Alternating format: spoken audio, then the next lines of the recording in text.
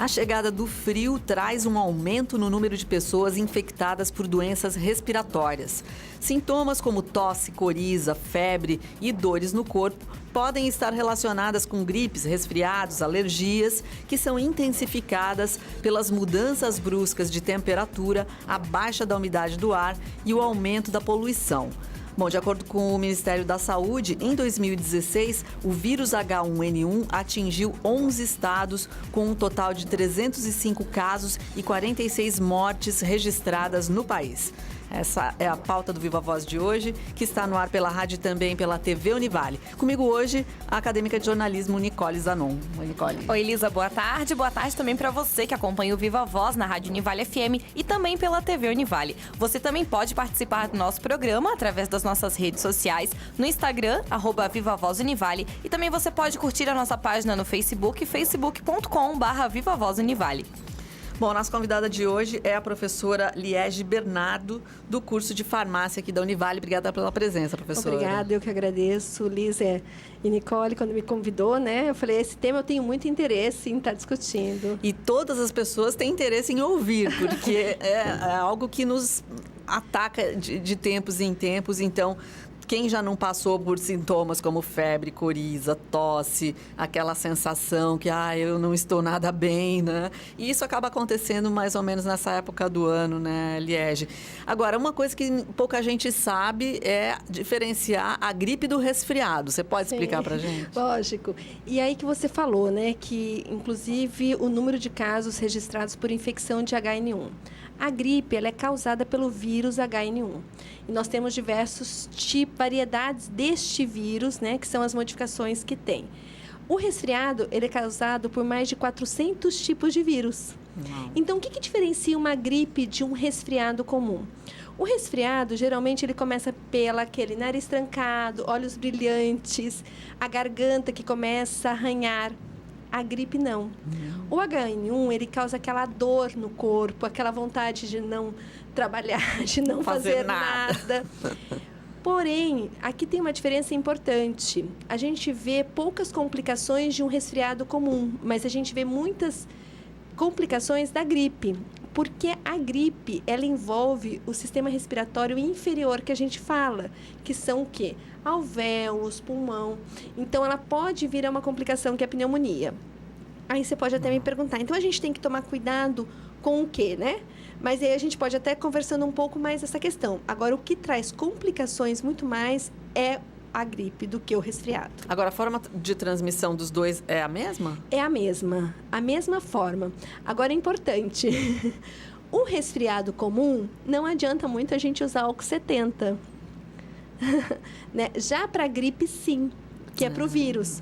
O que o resfriado comum resolve muitas vezes? É lavar as mãos e hipoclorito. Então, quando a gente está no ambiente, e a gente tem que lembrar que é o ambiente arejado, e muitas vezes a gente observa que nos ambientes, principalmente nesse momento, a gente tem ambientes às vezes fechados, ar-condicionado, não é verdade? Então, a transmissão, se a pessoa pensa que está se protegendo usando álcool 70 nas mãos, para não pegar o resfriado comum, não adianta, tá? Porque realmente ele não vai evitar. Certo, professora. E existem os 3 tipos de influenza. A influenza A, B e C, que são os vírus responsáveis pela gripe. Qual que é a diferença entre elas? Na verdade, é o que a gente chama, que vem da... É o tipo da infecção inflamatória que ela vai desenvolver. Então, por exemplo, nós temos o vírus agora mais novo, foi o A, né? O influenza A. O que aconteceu? É a gravidade e a intensidade da resposta inflamatória. Mas a transmissão do vírus é da mesma forma, tá? É isso que acontece. Então, a gravidade da infecção causada por esse vírus é que foi grave. Primeiramente, na primeira onda, nós não conhecíamos, eles eram novos. E a infecção viral, ela causa uma infecção muito mais agressiva no primeiro momento do que a bacteriana. Se você tiver uma amidalite causada por bactéria, ela vem silenciosa e daí começa uma febre depois de 2 dias. O vírus não. O vírus, a febre, ela vem muitas vezes de imediato. O que nós presenciamos com a HN1 foi o quê? Ela vem, o corpo responde de uma maneira mais agressiva imunologicamente, e o que acontece? Ele acaba eliminando a tua flora natural que defende o seu corpo.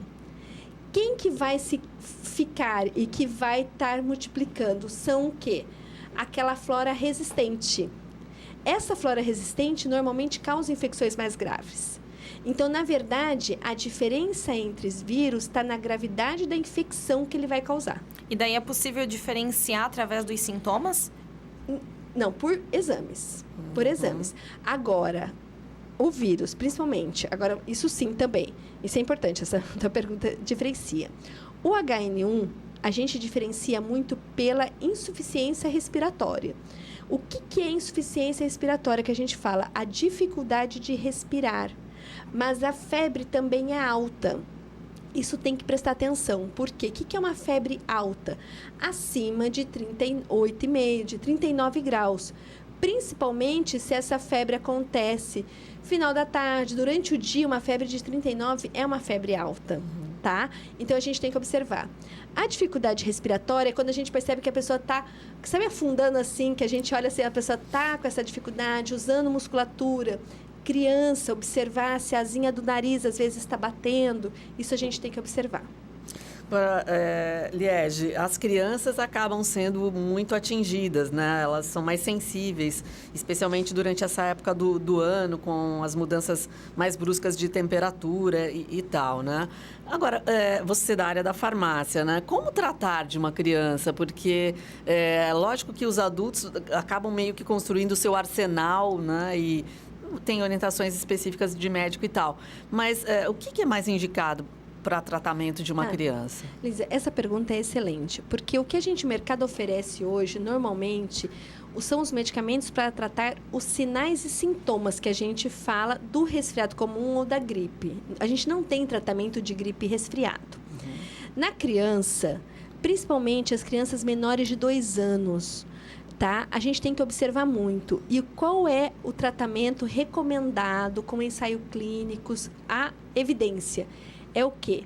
Usar um analgésico, se necessário, tá? Que já tem experiência de uso, e usar o soro nasal. Deve-se evitar usar essas preparações que tem. Porque o que contém nessas preparações? Uma substância que a gente chama antialérgico, que para da coriza, que para de lacrimejar. Só que o que essa substância ela tem um efeito do quê? Ela para de lacrimejar e para de ter coriza porque ele seca a secreção. Só que, se eu tenho uma criança que já tem um histórico de infecção respiratória, de repetição, que já tem uma alergia e ela está usando uma substância que está não hidratando, e essa secreção vai ficando o quê? Mais espessa e aderida, ela propicia o quê? Uma infecção bacteriana e agrava. A criança, a gente tem que tomar cuidado, menor de 2 anos, porque a gente sempre discute sobre translocação bacteriana. O que é isso? As bactérias caminham pelo corpo da criança com muita facilidade pelo tamanho. Então, nós temos que olhar. Tanto que as infecções respiratórias são a segunda causa de mortalidade em criança. E um outro erro, tá? Foi publicado em 2010 um artigo, uma revisão interessante, onde se não mostrou nenhum benefício de se usar descongestionante que a gente chama sistêmico, via oral. Então, respondendo à tua pergunta, qual é o tratamento indicado? É soro nasal, sem descongestionante, mas só o sorinho, tá? Hidratação, alimentação rica em gordura. Lembra daquela canja de galinha da vovó? Então, infelizmente, hoje nós temos um estudo que foi feito em animais, mas mostrou benefício. A canja de galinha, sim. Tanto o arroz tem essa propriedade antioxidante, como o próprio frango, e também tem. Quer dizer, alimentação, hidratação, repouso, evitar muito choque térmico, essa questão, um analgésico e o soro nasal. Evitar o quê? Descongestionante e essas misturas. Bom, Liege, e muitas pessoas acabam ignorando os cuidados para a prevenção da gripe, né? Mas esse problema, essa gripe, ela pode evoluir e causar umas complicações ainda maiores. Quais são as outras doenças que podem vir a complicar o estado de saúde de uma pessoa que está contaminada com o vírus da gripe? Então, são várias. A primeira que a gente vai pensar é o próprio sistema respiratório. Então, a primeira complicação que vem da gripe, principalmente, não do resfriado comum, é a pneumonia. E da pneumonia, a gente pode ter o que eles chamam, às vezes, da pontada. Já ouviram falar? Estou com uma pontada, que é com dor. Que a gente chama que é o derrame pleural mesmo, né? Mas é uma complicação já, tá ok? Só que uma gripe, por exemplo, se uma pessoa tem asma, ela pode exacerbar uma crise de asma. A gripe, ela pode descompensar aquela quadro de diabetes, porque ela é uma resposta inflamatória. Uma doença cardiovascular, a gente pode pensar uma pressão alta, outros problemas. Porque como ele tem uma resposta inflamatória intensa, né? Então, a gente só precisa observar. Outra questão, quando a gente fala de problemas autolimitantes, que a gente fala que é o quê? Que elas vão desaparecer, com ou sem tratamento. A gente só fala em usar medicamentos ou medidas não medicamentosas para conforto. Por quê? Você tem que trabalhar, você tem que tocar o teu dia a dia, teu nariz tá com secreção, você tá com dor no corpo, não é verdade? Agora, para cada caso de pessoas, tem um tratamento indicado. E para adulto, igual eu falei para criança, tem que se tomar cuidado com as misturas também. Com o que você está usando, porque que alívio você quer ter? É a dor? Não é. Quando você fala em misturas, você está se referindo a esses antigripais? Esse mesmo, Lisa. Isso me incomoda muito. Porque a gente na farmácia escola, e eu já tive farmácia por muito tempo. Por que me incomoda? Porque muitas vezes você só está com dor, ou você só está com o nariz congestionado, e eu te dou um antialérgico. Você tem que dar aula, você tem que trabalhar. Aí vieram essas preparações dia e noite. Sim. Tá? Só que, às vezes, o que você está precisando, o que está te incomodando é a coriza. E a gente não conversa sobre aquele sinal e sintoma que você está tendo. Então, a pessoa que seleciona um profissional farmacêutico que estiver na farmácia te atendendo, ou se é por automedicação, você precisa falar que queixa tem. E é um alerta que a gente dá sempre assim. Tudo que é autolimitante, ele se resolve num período de tempo, geralmente de uma semana. Só que o que é autolimitante, ele não piora. O que é piorar? Comecei com uma dor de cabeça, mas daqui 2, 3 dias eu estou persistindo e estou piorando a dor no corpo. Eu estou com mais dificuldade respiratória, eu estou com mais febre. Então, são sinais de alerta, tá? E sinais de alerta a gente tem que ter na população, na criança, na gestante, quando a gente fala em problema respiratório, e no idoso, que são os quadros que mais a gente chama que descompensam, né? Bom, depois do intervalo a gente volta a conversar com a professora Liege Bernardo, gripe, resfriado, essas coisas de inverno, já já.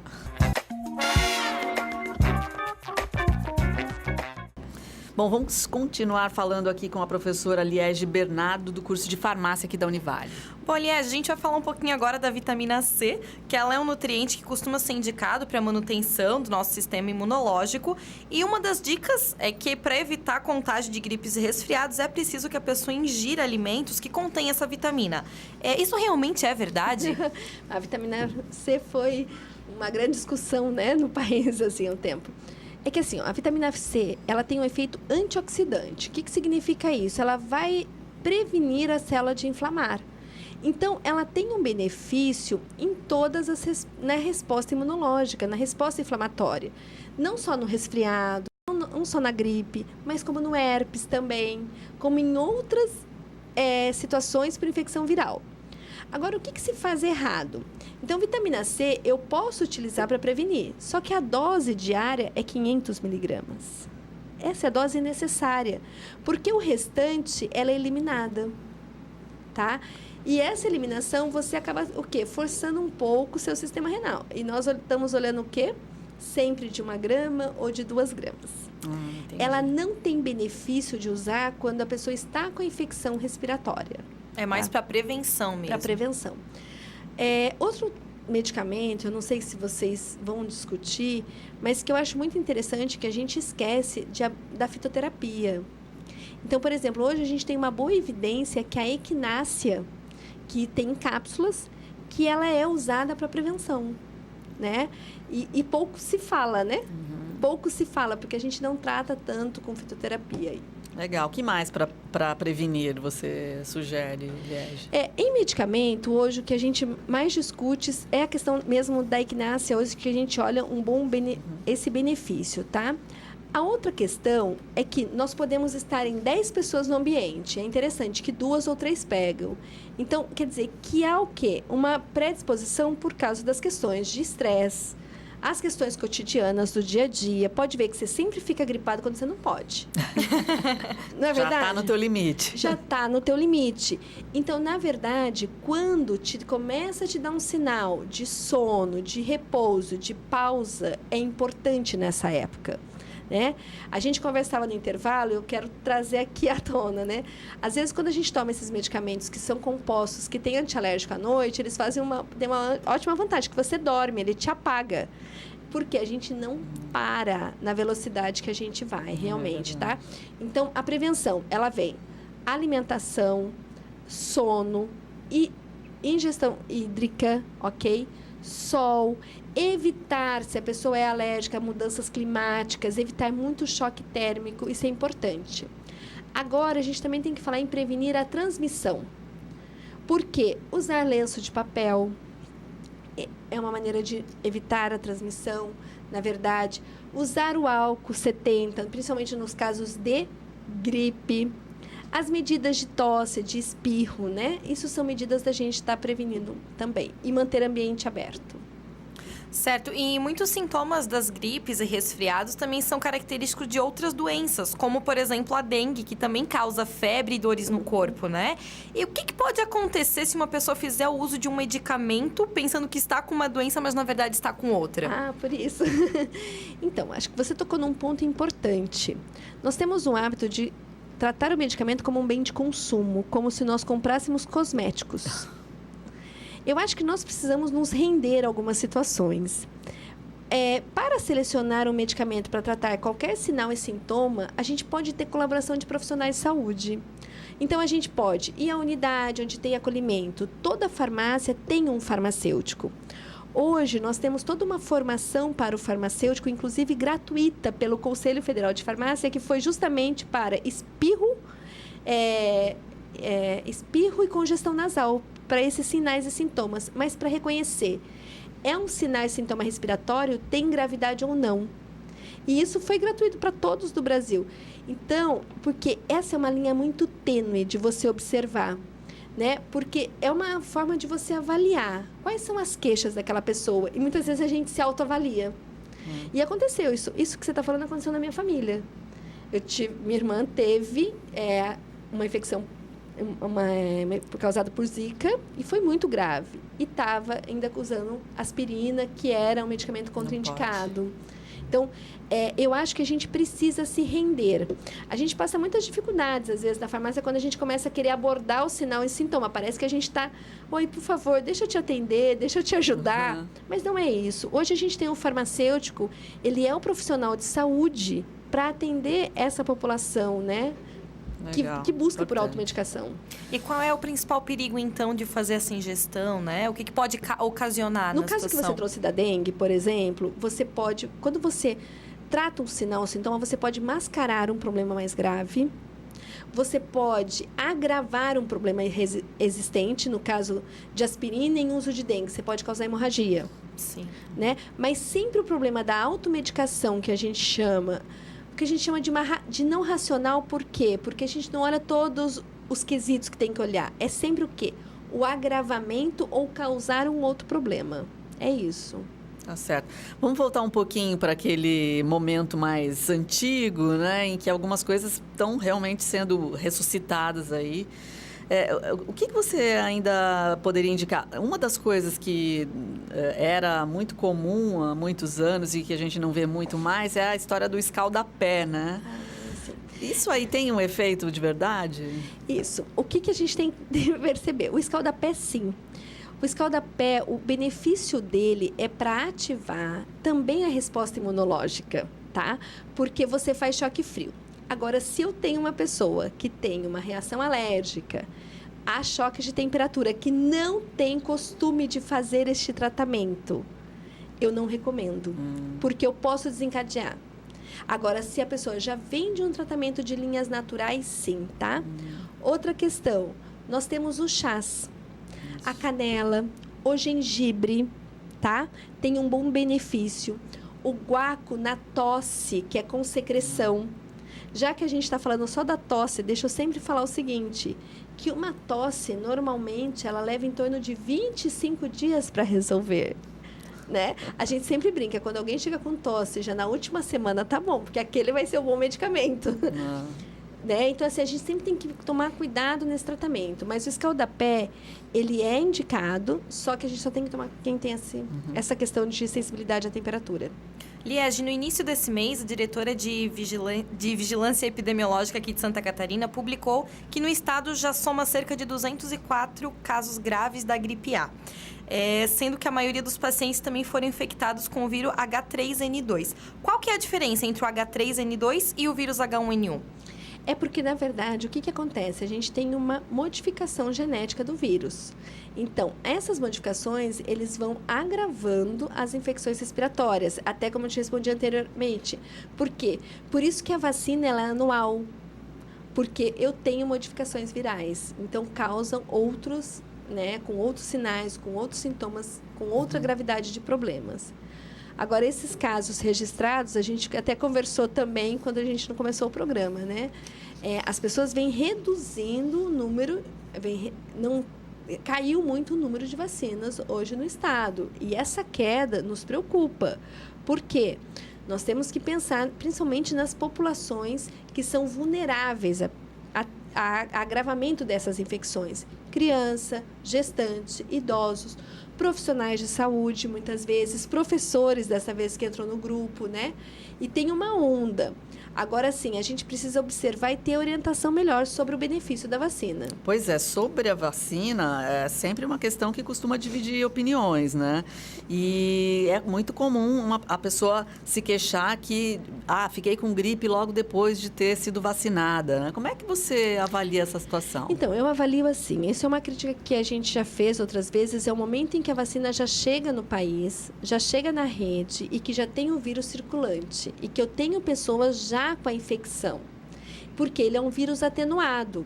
Então, se você está com uma infecção respiratória e você usa ou você está imunologicamente comprometido, que a gente chama, ele pode ter uma resposta. Isso depende da imunidade. Por isso que é importante que a população comece a reconhecer como está a condição de saúde daquela pessoa para estar usando a vacina e discutindo. Há uma questão também que se fala das reações adversas da vacina, que são além da preocupação da gripe, do resfriado mesmo. É assim, nós não sabemos quem vai ter reação adversa ao medicamento, tá? Mas ainda, o maior benefício está em usar a vacina do que não usar. Agora, a gente também escuta. Eu tenho muitas pessoas, eu não tomei a vacina, eu não peguei. Mas nós temos muitas pessoas vacinadas em volta da gente, né? Então, só que daqui a pouco, se a gente começa, e a gente tem que pôr em pauta a discussão mesmo da vacinação, da evidência. Hoje, nós temos uma boa evidência da eficácia da vacina da gripe. É diferente da gente discutir a vacina da dengue que está vindo, que ainda a gente não tem uma eficácia tão comprovada, está em torno de 45%. Né? Mas da gripe a gente já tem uma eficácia maior comprovada. E é uma questão cultural. Liege, e em média, quanto tempo leva para uma pessoa ter uma recuperação total, né, da gripe? Sem complicação? Isso. 7 dias.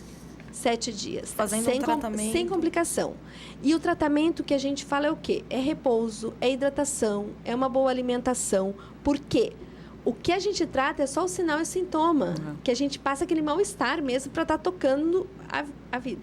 E o repouso não é ficar assim totalmente parado, eu falo, mas ter seus momentos de cuidados, tá? Agora, se eu tive tosse, se eu tenho secreção, isso pode levar até 28 dias. Agora, um alerta de gravidade, dificuldade respiratória, febre, são sinais e sintomas que deve procurar ao médico. No site do Ministério da Saúde, uma das informações que eu achei bem interessantes é que uma pessoa pode ter até 5 episódios de gripe ou resfriado em um ano. E é considerado comum. Aos poucos, isso vai, se isso acontece mesmo, de alguma maneira vai danificando o sistema imunológico da pessoa ou não? Não, é como o teu corpo responde, né? É a resposta do corpo da pessoa mesmo. Agora, o tanto que se incomoda, porque o que a gente sempre observa é assim, a gente não tem que questionar, estou tanto gripe, mas o que eu estou tão susceptível a ter tantas infecções? Certo. Porque algo não está legal. Perfeito. Bom, nosso tempo terminou, agradecemos muito a participação da professora Liege Bernardo, do curso de farmácia. Obrigada, professora. Obrigada, professora Liege. Muito obrigada a você que acompanhou o Viva Voz de hoje e até o próximo programa.